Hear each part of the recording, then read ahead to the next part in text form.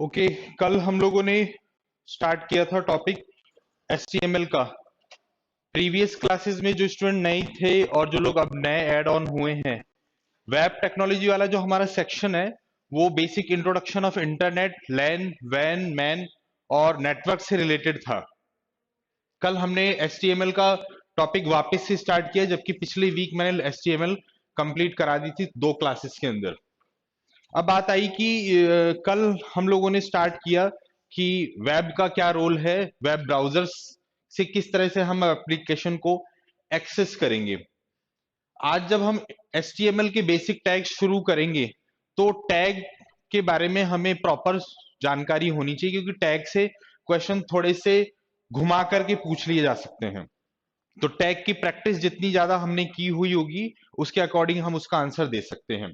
तो कल की क्लास में मैंने सबसे पहला टॉपिक डिस्कस किया था कि टैग क्या होता है, what do you mean by tag, और टाइप्स ऑफ टैग के बारे में हमने बात की थी कि we have 2 types of tag. अब जब टैग की बात होती है, इससे पहले हमने HTML के बारे में बात की थी कि HTML है क्या। तो हमने इन 4 वर्ड को डिफाइन किया था। लैंग्वेज है हमारी भाषा, ठीक है। अब HTML जो लैंग्वेज है वो हमारी टैग बेस्ड है, जहां पे H मींस हाइपर टेक्स्ट और मार्कअप, इन तीनों का स्पेसिफिक मीन है यहाँ पे, ठीक है। आप लोग कंप्यूटर साइंस के अंदर कोई भी टर्म काम में लेते हैं, उसका एक डिक्शनरी का स्पेसिफिक मीन निकलता है। तो हाइपर का मीनिंग मैंने बताया था, टेक्स्ट का बताया था और मार्कअप का बताया था। तो क्या किसी को याद है हाइपर का क्या मीन था? क्वेश्चन बन सकता है, what is the mean of hyper?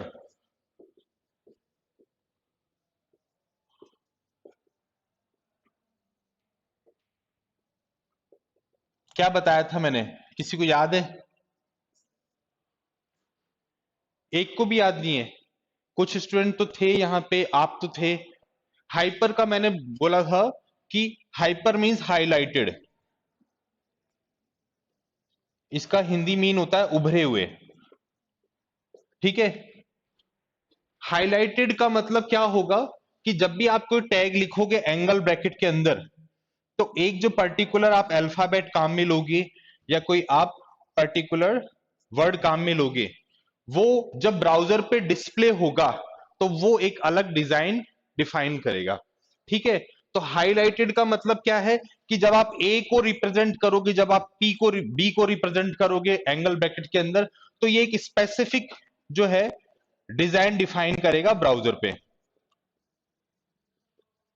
ठीक है। टेक्स्ट का मतलब कोई भी हमारा अल्फाबेट हो सकता है, कोई भी हमारा वर्ड हो सकता है। मार्कअप का मतलब होता है डिजाइन। जैसे कि आप टेबल शब्द लिखते हो, तो टेबल के अंदर हमारे पास एक टीआर होता है। तो टीआर जो वर्ड है अपने आप में, ये एक स्पेसिफिक डिजाइन डिफाइन करेगा रो को। तो ये जो वर्ड है इसकी अपनी एक स्पेसिफिक डिजाइन होंगी। तो HTML में कुछ ऐसे स्पेसिफिक कैरेक्टर्स और वर्ड लिए गए हैं और उनको सेपरेट किया गया है, जिनका अपना एक स्पेसिफिक क्या हो रहा है, डिजाइन है, और उसका एक डिस्प्ले भी है स्पेसिफिक। जब ब्राउजर पे वो डिस्प्ले होगा तो उसका सबका अपना एक अलग अलग स्पेसिफिक पैटर्न होगा, ठीक है।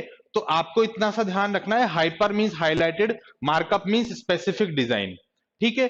जब ये HTML का इंट्रोडक्शन हमने पढ़ लिया, कल की क्लास में हमने सिंटैक्स पे भी बात कर ली थी कि HTML का जब प्रोग्राम आप नोटपैड में बनाओगे, तो नोटपैड में बनाने के से पहले आपको एक बेसिक उसका स्ट्रक्चर है जो प्री डिफाइंड है।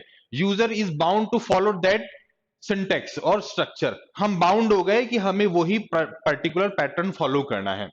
जब आप HTML का कोड लिखना स्टार्ट करते हो तो आप उस स्पेसिफिक स्ट्रक्चर की जब बात करते हो, तो हमने कल देखा था कि इस स्पेसिफिक स्ट्रक्चर में HTML टैग होता है जो क्या बताता है, स्टार्टिंग और बिगिनिंग ऑफ HTML प्रोग्राम।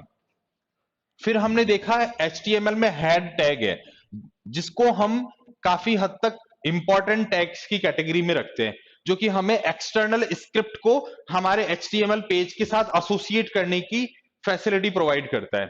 उस हेड टैग के अंदर ही हमारे पास टाइटल टैग आता है। टाइटल टैग उस पर्टिकुलर पेज के लिए होता है,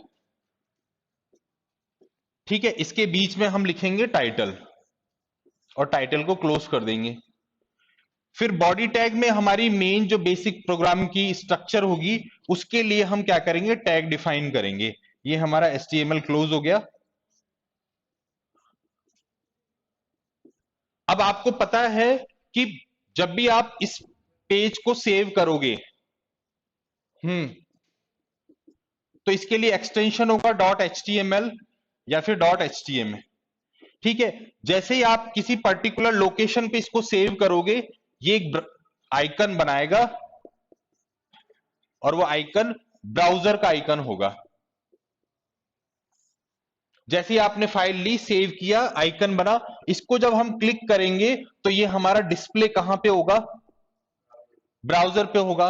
अब ब्राउजर जो हमारे पास सिस्टम में इंस्टॉल्ड ब्राउजर है उस पे हम इसको रन कराएंगे। जब ब्राउजर पे ये डिस्प्ले होगी चीज, तो इस प्रोसेस को ये क्या करेगा, टैग बाय टैग रीड करेगा ब्राउजर। इस प्रोसेस को हम क्या बोलते हैं, मैंने बताया था क्लास के अंदर। जब ब्राउजर क्या करता है, टैग बाय टैग रीड करता है, हमने प्रोग्रामिंग लैंग्वेज में पढ़ा है कंपाइलेशन और interpretation, line by line code read होता है, कंपाइल टाइम, एग्जीक्यूशन टाइम होता है। तो उसी तरह से जब HTML का टैग आप लिखते हो तो HTML का टैग कौन रीड करता है, ब्राउजर रीड करता है, लाइन बाय लाइन रीड करेगा। इस प्रोसेस को हम बोलते हैं रेंडरिंग प्रोसेस। ठीक है, और ये रेंडरिंग प्रोसेस क्या होती है, जब आपके पास ये टैग बाय टैग रीड होकर के किस टैग का क्या काम है वो यहां पे डिस्प्ले हो रहा है। तो पहले के टाइम पे जब ब्राउजर इतने एफिशिएंट नहीं थे, जब हमारे पास केवल इंटरनेट एक्सप्लोरर हुआ करता था, तो आपको पता है कि इंटरनेट एक्सप्लोरर आपके पेज को डिस्प्ले करने में टाइम लेता था काफी। तो उस वजह से इंटरनेट एक्सप्लोरर जो है ज्यादा बेनिफिशियल नहीं रहा। ठीक है, फिर डिफरेंट डिफरेंट लॉन्च होते गए ब्राउजर, और ब्राउजर के मैनेजर में इंप्रूव्ड मैनेजर आते गए, उनकी कैपेसिटी इंप्रूव होती गई। जहां पे हमारे पास गूगल क्रोम हो गया, मौजिला हो गया, ये ब्राउजर क्या करते हैं, इस प्रोसेस को फास्ट करते हैं, और जैसे ही आपने क्लिक किया वैसे ही पेज लोड होकर के डिस्प्ले हो जाता है। ठीक है, तो अब हमने क्या किया, ये HTML का सिंटैक्स डिफाइन किया। ये वाला पोर्शन जो है, ये पोर्शन होगा आपके टैग्स के लिए, स्पेसिफिक फॉर पेज।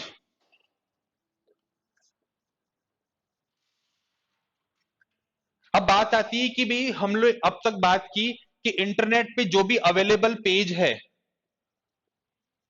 वो वेब पेज की फॉर्म में होगा। ठीक है, फिर इसके बाद हम वेबसाइट बनाते हैं, फिर इसके बाद हम वेब पोर्टल बनाते हैं। ठीक है, अब वेबसाइट और वेब पेज डिजाइन करने के लिए सबसे पहले हम क्या करते हैं, प्लानिंग करते हैं।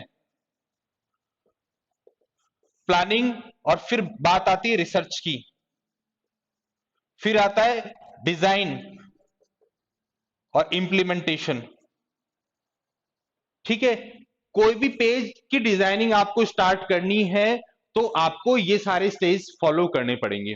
ठीक है, लेकिन इससे पहले मैंने आप लोगों को बोला था कि जो इंडस्ट्री में होता है, इंडस्ट्री में टेम्पलेट्स ऑलरेडी डिजाइन मिलते हैं। अब वो टेम्पलेट्स क्या होते हैं, मैंने आप लोगों को बोला था PSD होती है, फोटोशॉप डिजाइन। इसको हमें कन्वर्ट करना होता है as it is using HTML और यूजिंग CSS।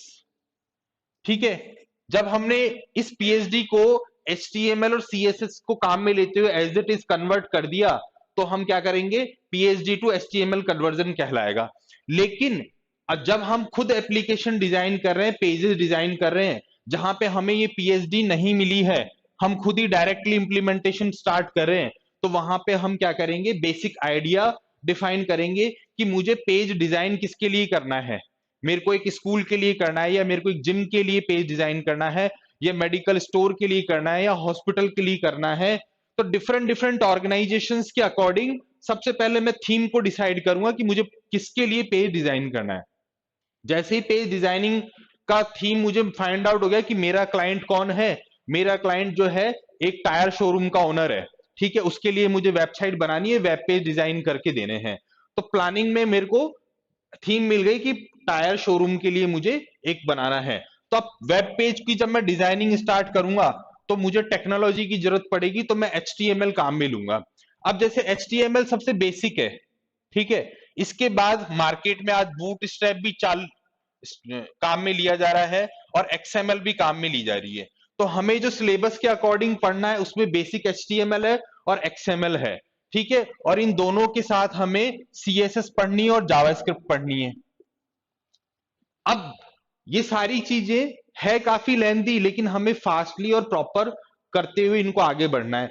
अब वेब पेज की प्लानिंग मेरी हो गई, तो मैंने वेब पेज बनाना शुरू किया।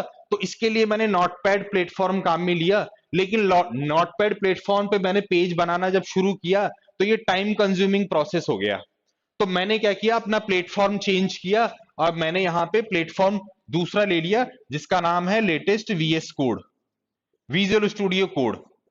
अब एक बेसिक प्लेटफॉर्म की जगह VS कोड में क्या मिलेगा, ये यूजर को क्या करेगा, प्री डिफाइंड ऑप्शन देगा। और ये किस पे बेस्ड होगा, IDE और रेड मॉडल। IDE का मतलब हमने पढ़ा था इंटीग्रेटेड डेवलपमेंट एनवायरनमेंट। इसमें क्या होंगे, प्री डिफाइंड टूल्स होंगे। ये टूल्स क्या करेंगे, यूजर को इस प्लेटफॉर्म पे टास्क फुलफिल करने के लिए फास्ट और एफिशिएंट एनवायरनमेंट देंगे। इसीलिए इसको कहा गया रैपिड एप्लीकेशन डेवलपमेंट, ठीक है। जब यूजर ने क्या किया, VS कोड पे काम करना शुरू किया, फिर बात आई कि यहाँ पे VS कोड में ये जो सिंटैक्स यूजर ने लिखा है नोटपैड के लिए, वो ऑलरेडी लिखा हुआ था। तो ये जो लाइन कोड लिखना पड़ा उसको, एक काम तो वो खत्म हो गया।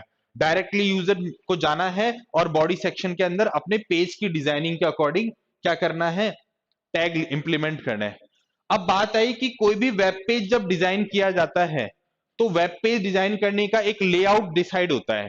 लेआउट का मतलब क्या होता है, उसका पर्टिकुलर स्ट्रक्चर, ठीक है। तो हम जितने भी वेब पेज देखते हैं, तो वेब पेज में या तो टेक्स्ट होगा, या फिर ग्राफिक्स होंगे, या फिर वीडियो होंगे, और ये सबसे मिलकर के हमारा वेब पेज बनेगा। तो बात आती है कि टेक्स्ट, ग्राफिक्स और वीडियो को इस वेब पेज में इंप्लीमेंट कैसे किया जाएगा, यूजिंग टैग किया जाएगा, ठीक है। और ये जो पेज का स्ट्रक्चर होगा, ये हमेशा टॉप, मिडिल और बॉटम इस फेज में डिजाइन होगा। टॉप पोर्शन को हम बोलेंगे हेडर, मिडिल को बोलेंगे कंटेंट, और फुटर और बॉटम बोलेंगे हम, ठीक है। तो जिस तरीके से हमारा एक नॉर्मल पेज होता है, हम लोग जो कॉपी के पेज पे या ब्लैंक पेज पे काम करते हैं, सिमिलरली उसी पैटर्न को ये भी फॉलो करेगा कि हम पोर्शंस बनाते हैं। पोर्शंस मतलब हिस्से बनाते हैं, सेक्शंस बनाते हैं, और हर सेक्शन में हम अलग अलग टास्क को लिखते हैं। तो उसी तरीके से जब आप पेज को डिजाइन करोगे, कोई ऑनलाइन पेज, तो वहां पे आपको सेक्शंस बनाने पड़ेंगे, टॉप, मिडिल, बॉटम, और आप इनको भी लेफ्ट और राइट में भी डिवाइड कर सकते हो, ठीक है। तो पहले हम ये डिसाइड करेंगे कि हमें क्या बनाना है, ठीक है। उसके बाद हम एक एक वन बाय वन पोर्शन पे चलेंगे। तो सबसे पहला टॉप पोर्शन होगा हमारा कौन सा, जो है हेडर पोर्शन। अब हेडर पोर्शन की डिजाइनिंग के लिए हमें क्या क्या रिक्वायरमेंट होंगी, तो हमें पता है कि हमें HTML की टैग्स की रिक्वायरमेंट होगी। अब हमें ये देखना है कि किस टैग का क्या पर्टिकुलर टास्क है। जैसे कि अभी हमने इंट्रोडक्शन में पढ़ा था कि हर टैग का अपना एक स्पेसिफिक मीन है, स्पेसिफिक डिजाइन है, और वो जब डिस्प्ले होता है ब्राउजर पे तो एक स्पेसिफिक कंटेंट को डिस्प्ले करता है। तो मुझे ये हेडर पोर्शन डिजाइन करना है और इस पेज को रन कराना है ब्राउजर पे। तो मैं इस पोर्शन के अंदर कौन कौन से टैग काम में लूंगा, तो हमने बात की थी कि we have 3 types of tag in HTML। First is basic tag, second is formatting tag, and third is advance tag. ये कुल 3 तरह के टैग्स हैं जिनको वहां पे असेंबल किया गया है HTML लैंग्वेज के अंदर। पैकेज बना दिया, ग्रुप बना दिया कि इस टैग का ये काम है। जब हमने मेरी पिछली वीक क्लास हुई थी तो मैंने बोला था कि HTML का जो पहला वर्जन आया था 1991 में, उस टाइम में जो टैग लॉन्च किए गए थे साइंटिस्ट के द्वारा, वो टैग आज भी काम में लिए जा रहे हैं। कितने ऐसे टैग थे, कितनी ऐसे टैग थे जो तब भी थे और आज भी हैं, बताया था मैंने। हम्म, मैंने बोला था 20 टैग्स ऐसे हैं जो लॉन्चिंग के टाइम पे भी थे और आज भी हैं। आज हम HTML का वर्जन 5 डील कर रहे हैं, ठीक है, और बूट स्ट्रैप तक आ गए हैं, लेकिन वो जो टैग पहली बार लॉन्च हुए थे वो आज भी चल रहे हैं। ऐसा नहीं हुआ कि वो रिप्लेस हो गए मार्केट से या उस टेक्नोलॉजी से आउट हो गए हैं।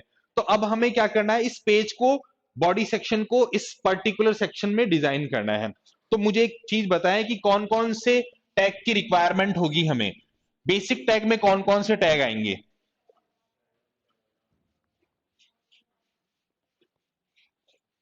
हम्म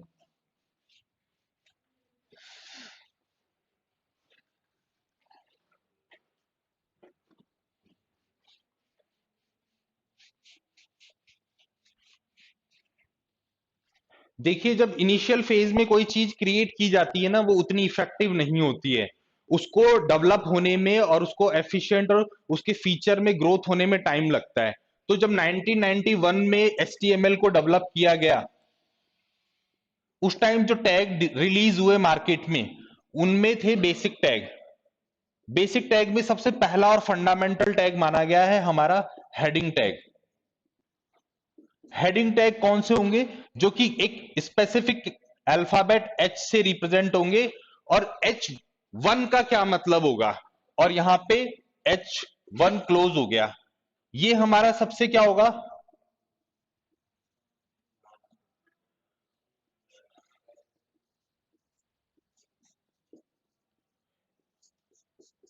अब देखो यहां पे आपके क्वेश्चन क्या बनेगा, ये टैग दे दिया जाएगा इन H1 tag, what is the meaning of 1 और what is the meaning of 6?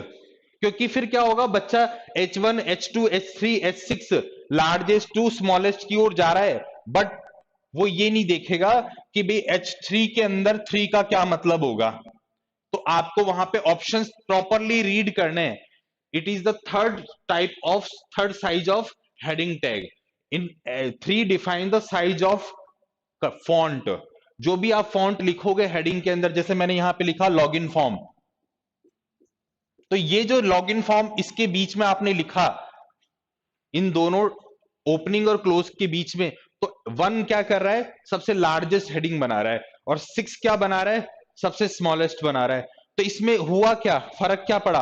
Opposite हो रहा है ना, ये जो बड़ी साइज है वो छोटा डिफाइन कर रहा है, और जो वो बड़ा डिफाइन कर रहा है। तो इस तरीके से आपको ये ध्यान रखना है। अब यहाँ पे H यानी हेडिंग, हेडिंग को हिंदी में अपन टाइटल भी बोलते हैं या शीर्षक भी बोलते हैं। अब शीर्षक का मतलब क्या होता है कि कोई भी आप पेज डिजाइन करोगे, उस पेज के अंदर आप कोई पर्टिकुलर सेक्शन डिफाइन करो, उसका आपको टाइटल देना है, तो वहां पे आप ये यूज में लोगे। ठीक है। अब नहीं, H2 H3 H4 H5 भी आएगा ना। अब बात आती है कि टैग हमने बेसिक पहला शुरू किया, लेकिन टैग के साथ इनके एक होते हैं एट्रीब्यूट। याद रखिएगा, एट्रीब्यूट बहुत इंपॉर्टेंट चीज है। इस पे एक क्वेश्चन 101% बनेगा। ठीक है। एट्रीब्यूट क्या होते हैं? ये टैग की प्रॉपर्टी को डिफाइन करते हैं। प्रॉपर्टी इन द सेंस, इनको एलोबरेट करते हैं, डिफाइन करते हैं। जैसे कि मान लीजिए आपने H1 हेडिंग ली और H1 को क्लोज कर दिया, लेकिन एट्रीब्यूट इसके साथ काम करेंगे। एट्रीब्यूट इन द सेंस, मुझे क्या करना है, इस हेडिंग को अलाइन करना है। अलाइन आपने पढ़ा हुआ है MS वर्ड के अंदर होम टैब में, कि हमारे पास 3 तरह के अलाइनमेंट होते हैं, लेफ्ट, राइट और सेंटर, और वर्ड में चौथा आता है जस्टिफाई। ठीक है। अब जब हम क्या करेंगे, पेज पे हेडिंग टैग लेंगे, तो हम एट्रीब्यूट, अलाइन एट्रीब्यूट के थ्रू इसको पेज पे किस पोजीशन पे मुझे हेडिंग लगानी है, तो एट्रीब्यूट डिफाइन होगा हमारा। ठीक है। तो ये एट्रीब्यूट क्या हो गया, H1 का एट्रीब्यूट अलाइन। इसके अलावा कुछ हो सकता है इसका एट्रीब्यूट? नहीं, यही एक सिंपल हमारा एट्रीब्यूट है। अब देखिए एट्रीब्यूट के बारे में है, वो CSS में आ जाएगा, स्टाइल में उस है, वो सब CSS में आ जाएगा। बेसिक HTML का जो होगा ना एट्रीब्यूट, वो यही रहेगा।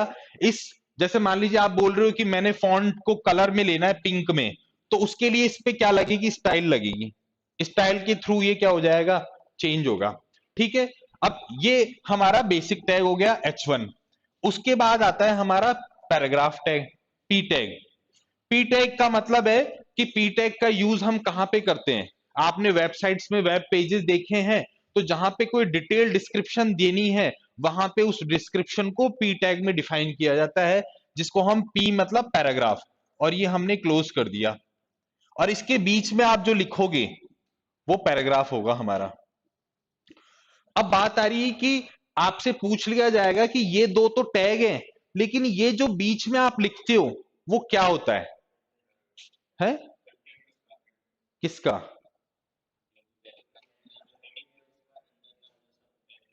जिस भी टैग के थ्रू हमें जो टास्क इंप्लीमेंट करना है, ठीक है। जब P मतलब पैराग्राफ, इसका मतलब क्या है कि इसके बीच वाले मिडिल पोर्शन में हमें क्या करना है, एक पैराग्राफ लिखना है। हेडिंग मतलब कोई पर्टिकुलर टाइटल की फॉर्म में कंटेंट वहां पे हमें लेना है, ठीक है। तो इस तरीके से हम यहाँ पे जो पैराग्राफ लिखेंगे वो लाइन बाय लाइन चलेगा, और ये ब्राउजर पे जब आप डिस्प्ले करोगे तो ये ब्लैक एंड व्हाइट फॉर्म में हमें दिखेगा। लेकिन इस पैराग्राफ को भी हमें क्या करना है, इस पे ऑप्शंस अप्लाई करने हैं। तो हम यहां पे एट्रीब्यूट में जाकर के पैराग्राफ को हम क्या करेंगे, इसका डायरेक्टली फॉन्ट साइज डिफाइन कर सकते हैं।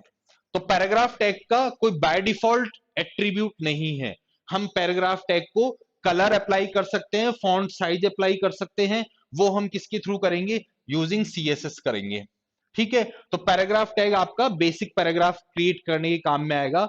और इस पैराग्राफ के साथ आपको एक सिंगुलर टैग जो है बीआर टैग, ये क्या करेगा, लाइन को ब्रेक करेगा, नेक्स्ट लाइंस में क्रिएट करेगा, ठीक है।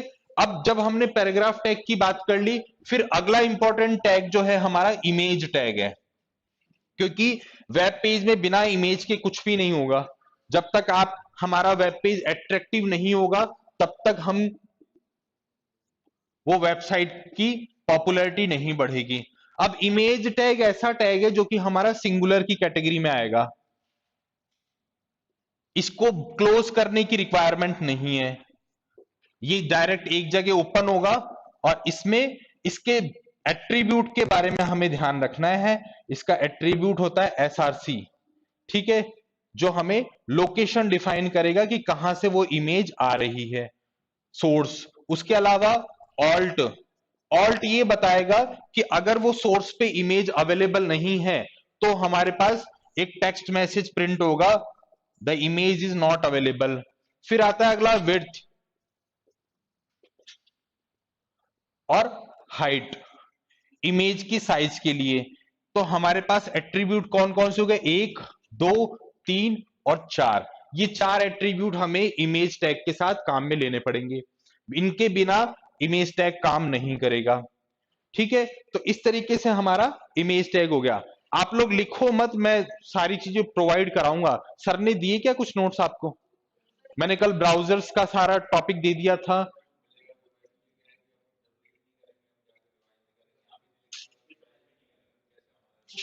तो मैं तो एक काम करूंगा, मैंने जो उनको दिया है वो मैं आपके ग्रुप बनवाया हुआ है ना, आज मैं उस पर शेयर कर दूंगा अभी जाकर के, ठीक है। तो उसको एक बार रीड कर लेना, और मेरे अकॉर्डिंग जो आप लोग जो भी चीजें पढ़ रहे हो उसको डिस्कस जरूर किया करो। क्योंकि याद रखना बड़ा मुश्किल है, क्योंकि हमारे पास आप देखो कि जो हम 4 साल में सिलेबस पढ़ रहे हैं बीटेक में या एमसीए में या बीसीए में, वो सारा सिलेबस इवन उससे ज्यादा ही है, ठीक है। तो हमें माइंड पे बहुत कंसंट्रेट करके और डिस्कशन किया हुआ रहेगा तो आपको चीजें याद रहेंगी, ठीक है। तो इमेज टैग हमारा यहाँ पे कंप्लीट होता है। अब क्या मैं इन टैग के सहारे अपना हेडर पोर्शन शुरू कर सकता हूं?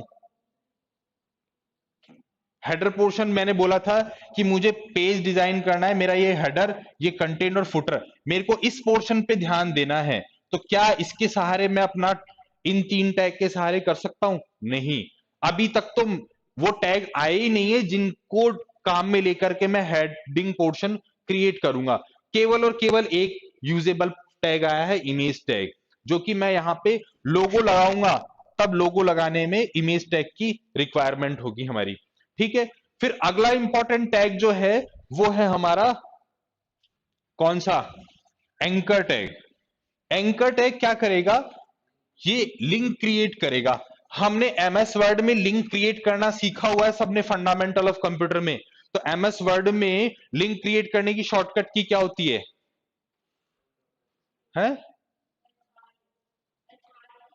मैं एमएस वर्ड की बात कर रहा हूं। एमएस वर्ड में मुझे शॉर्टकट बनाना है, हाइपरलिंक बनाना है किसी पर्टिकुलर, कंट्रोल प्लस के, ठीक है। तो हम क्या करेंगे, ए एक टैग लेंगे और इसको यहां पे क्लोज करेंगे। अब आपको क्या ध्यान रखना है, इस टैग की डिजाइन को ध्यान रखना है। जैसे ही आप ए लिखते हो और ए को क्लोज करते हो और इसके बीच में आपने लिखा होम, तो ये टैग क्या करेगा, बाय डिफॉल्ट ब्लू कलर में आएगा और इसके नीचे एक अंडरलाइन आएगी। ठीक है, अंडरलाइन इस तरीके से आएगी ये। ठीक है, और ये जो टैग है ए का मतलब एंकर, और इसका जो एट्रीब्यूट है वो इंपॉर्टेंट है, जो एट्रीब्यूट है HREF, जिसकी फुल फॉर्म है हाइपर रेफरेंस। ठीक है, HREF में क्या डिफाइन करेंगे हम, एक पर्टिकुलर एड्रेस देंगे। एड्रेस का मतलब क्या है कि यूजर जब आएगा माउस से यहां पे क्लिक करेगा, तो क्लिक करने के बाद वो किस लोकेशन पे रिडायरेक्ट होगा वो हम HREF में देंगे। तो HREF और मैंने दे दिया www.uniras.ac.in। तो बच्चा आएगा यहां पे क्लिक करेगा, क्लिक होते ही देरी वो इस वेबसाइट पे आ जाएगा। ठीक है, तो हाइपर रेफरेंस ये डिफाइन करेगा। क्या ए टैग के साथ और एट्रीब्यूट है कोई, एंकर के साथ HREF के अलावा कोई एट्रीब्यूट है? नहीं है, केवल यही एक एट्रीब्यूट है।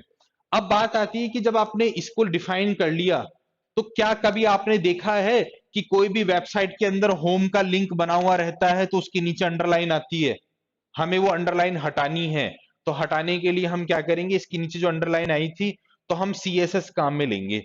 तो CSS जब हम पढ़ेंगे तो ये देखेंगे कि किस तरीके से ये हटती है अंडरलाइन। ठीक है, एंकर टैग हो गया। अब इसके बाद मुझे बताएं कि अगला इंपॉर्टेंट टैग जो है हमारा लिस्ट टैग।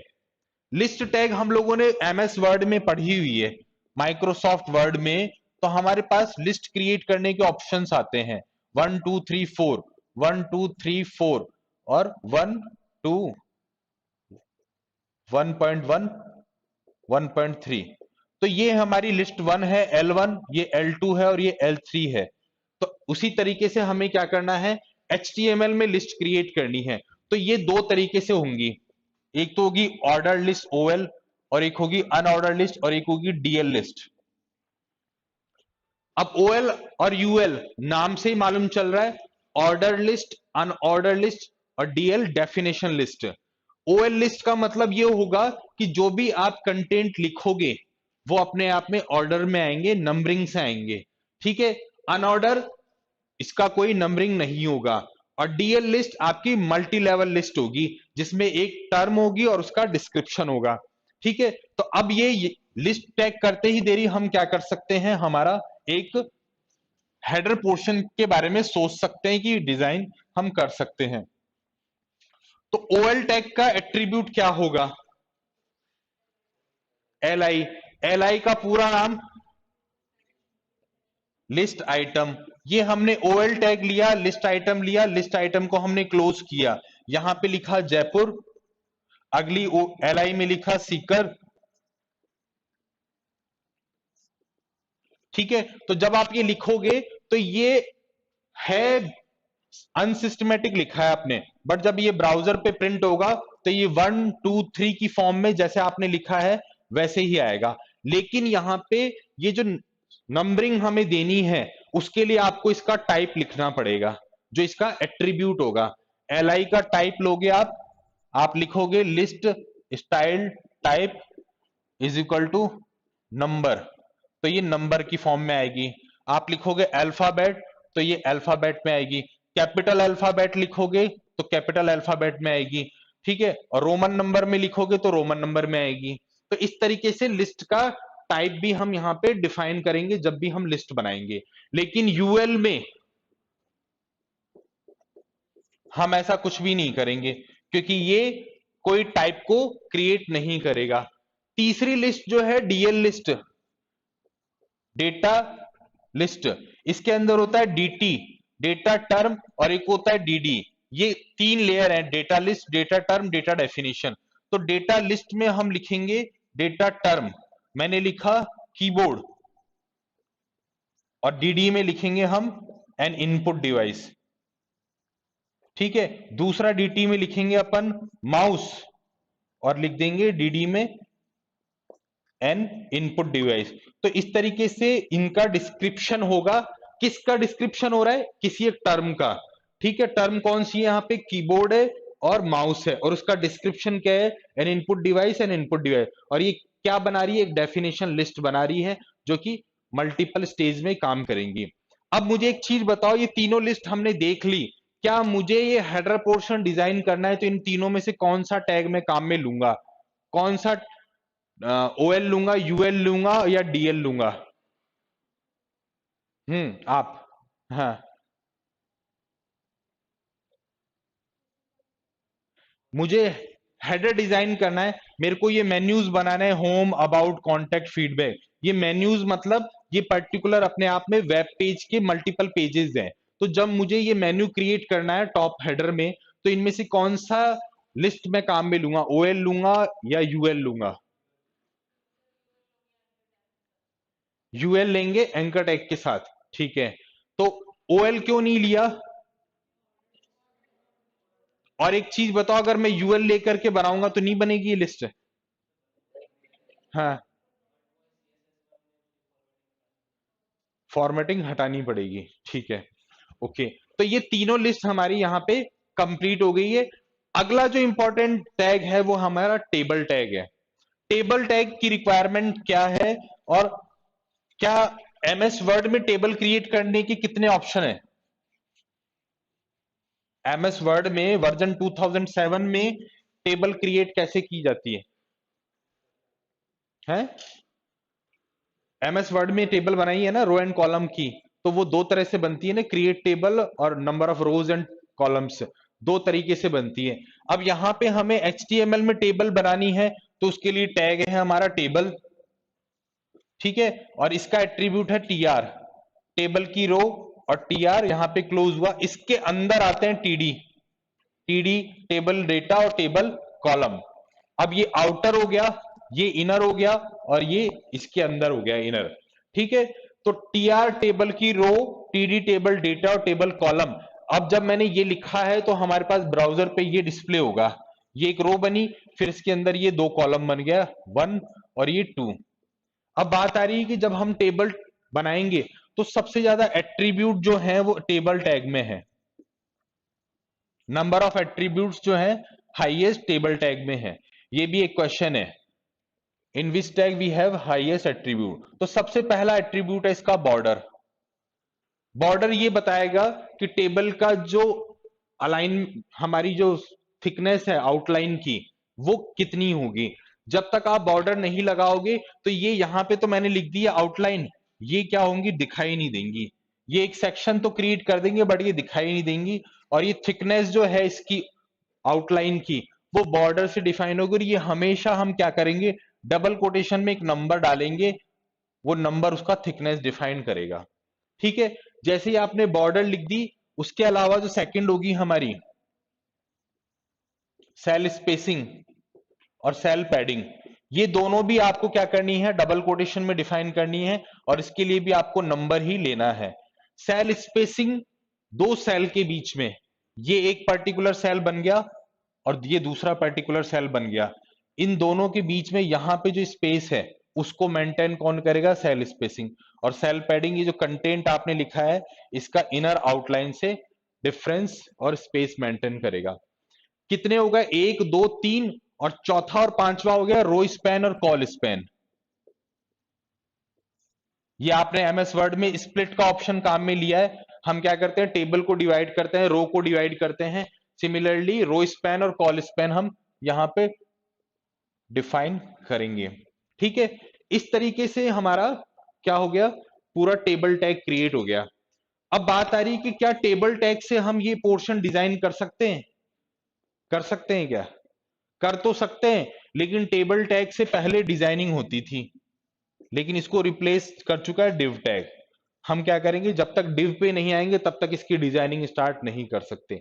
बाकी रिमेनिंग जो है हमारे पास, जो हमें लिस्ट बनाने के काम में आएगा, जो इमेज क्रिएट करने के काम में आएगा, जो एंकर लिंक बनाने के काम में, एक, दो, तीन, ये तीनों टैग तो आ गए हमारे पास बेसिक में, लेकिन डिव जो है ये हमारा एडवांस में आएगा।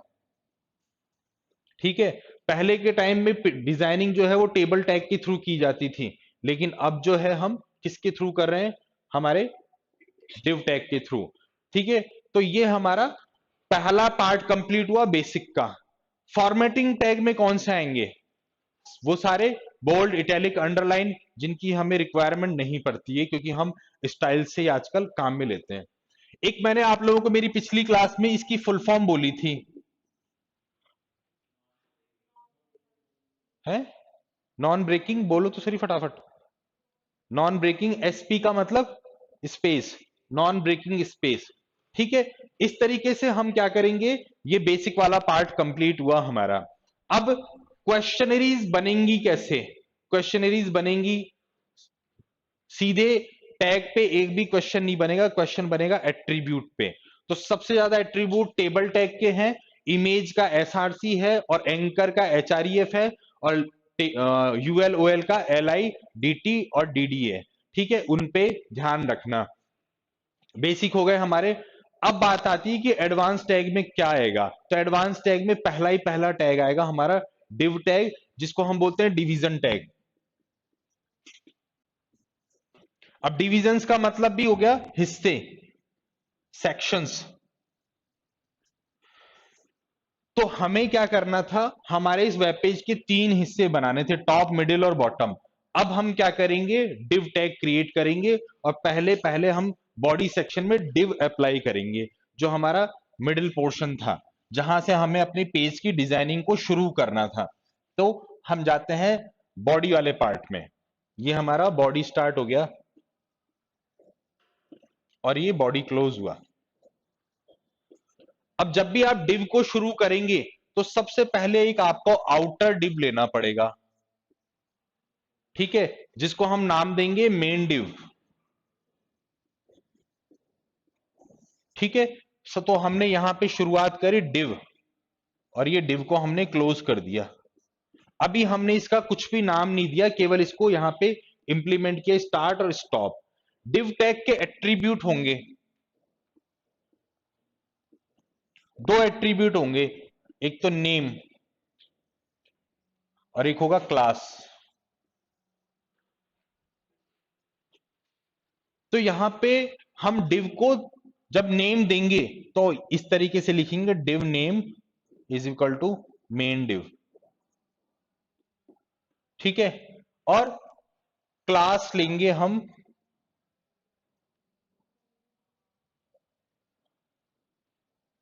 Div class is equal to main div.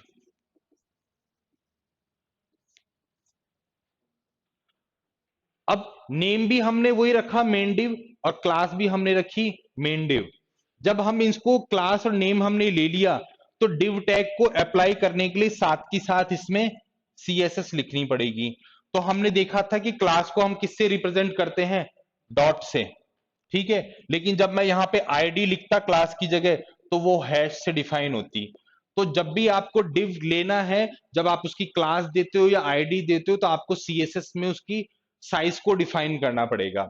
CSS page कहां होगा, एक एक्सटर्नल पेज होगा जहां पे आप क्या करोगे, इसकी साइज दोगे। मान लीजिए ये सीएसएस पेज है, तो हमने क्या लिया था, मान लीजिए क्लास लिया है तो मैंने लिया डॉट मेन डिव और इसकी विड्थ हमने ले ली यहां पे 450 पिक्सल। ठीक है, तो ये जैसे ही आप यहां पे इसको बॉडी में डिक्लेयर करोगे, इसकी सीएसएस आपने यहां डिक्लेयर कर दी, ये एक सेक्शन क्रिएट कर देगा, एक हिस्सा डिफाइन कर देगा। इसके साथ हमें सीएसएस में इसकी पोजीशन भी लेनी पड़ेगी। पोजीशन कौन कौन सी होती है, किसी को याद है? पोजीशन, डिव की पोजीशन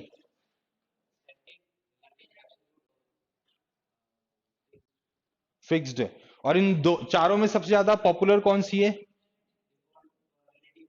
एब्सोल्यूट और रिलेटिव, ये दो ज्यादा काम में आती है। तो हम क्या करेंगे, एब्सोल्यूट और रिलेटिव से इसकी पोजीशन को सेट करेंगे कि हमें क्या करना है, पहले इसको फिक्स्ड करना है। ठीक है, फिर इस मेन डिव के अंदर हम क्या लेंगे, डिव आईडी हमने ले लिया, मान लीजिए टॉप मेन्यू डिव, और ये डिव को हमने बंद कर दिया। तो ये आउटर डिव था, इसके अंदर ये इनर डिव हो गया। अब इस इनर डिव के अंदर हम क्या करेंगे, इमेजेस लेंगे, लिस्ट बनाएंगे और ये सारा काम हमारा शुरू होगा इस पोर्शन के अंदर जो हमारा टॉप मेन्यू था। और टॉप मेन्यू की मैंने यहां पे सीएसएस लिख दी, टॉप मेन्यू डिव विड्थ ये और पोजीशन ये यहां पे सेट हो गया।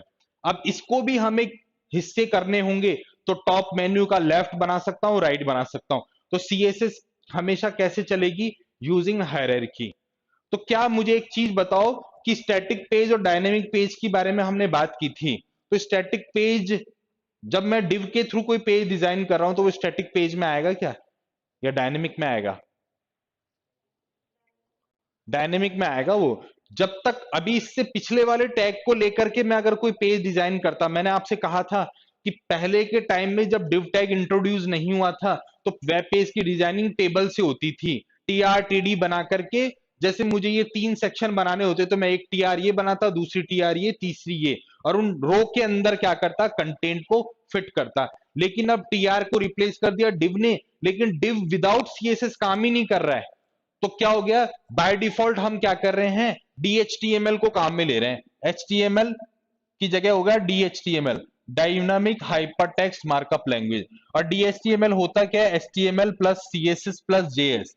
ये जब तीनों मिलाकर के मैंने कोई पेज डिजाइन किया है तो वो अपने आप में डीएचटीएमएल पेज होगा हमारा।